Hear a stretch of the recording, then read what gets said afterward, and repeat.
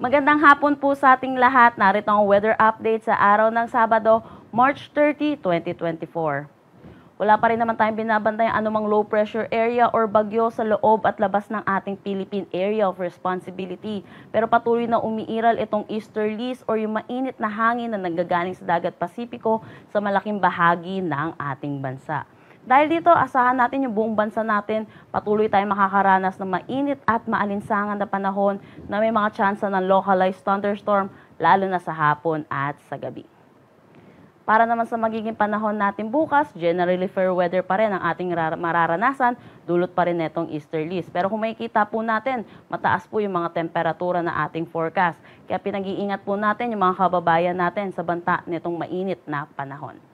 Ang agwat ng temperatura sa Metro Manila ay 25 to 34 degrees Celsius, 25 to 33 degrees Celsius para sa Lawag, 24 to 36 degrees Celsius sa Tugigaraw, 17 to 26 for Baguio, Tagaytay 23 to 32 degrees Celsius. Sa Legazpi naman, asahan natin ang 25 to 32 degrees Celsius. Gayon din dito sa may Palawan, Visayas at Mindanao, patuloy ang pag-iral ng easterlies, kaya asahan natin magiging mainit at maalinsangan ang panahon. Ang agwat ng temperatura sa Calayan Islands at Puerto Princesa ay 25 to 34 degrees Celsius, Iloilo 27 to 32 degrees Celsius, Tacloban 24 to 32 degrees Celsius. For Cebu, 26 to 32 degrees Celsius, Zamboanga 25 to 34 degrees Celsius, Cagayan de Oro 25 to 32 degrees Celsius, at 24 to 34 degrees Celsius para naman sa Davao. Wala naman tayong nakataas na anumang gale warning sa anumang seaboards ng ating bansa. Dako naman tayo sa magiging panahon natin sa susunod na 3 araw sa mga piling syudad natin. Asahan natin, generally fair weather pa rin tayo dito sa May Luzon. Kaya asahan natin, makakaranas pa rin tayo ng mainit at maalinsangan na panahon na may mga tsansa ng isolated rain showers at localized thunderstorm, lalo na sa hapon at sa gabi.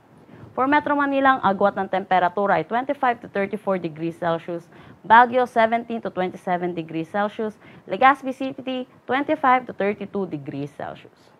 Gayon din dito sa Visayas, asahan natin easterlies pa rin ang patuloy na umiiral, kaya asahan natin magiging maaliwalas naman ang ating panahon. Ang agwat ng temperatura for Metro Cebu ay 26 to 33 degrees Celsius, Iloilo City 26 to 33, Tacloban City 25 to 32 degrees Celsius. At pagdating naman sa Mindanao, easterlies pa rin ang patuloy na umiiral, kaya asahan din natin magiging mainit at maalinsangan ang panahon.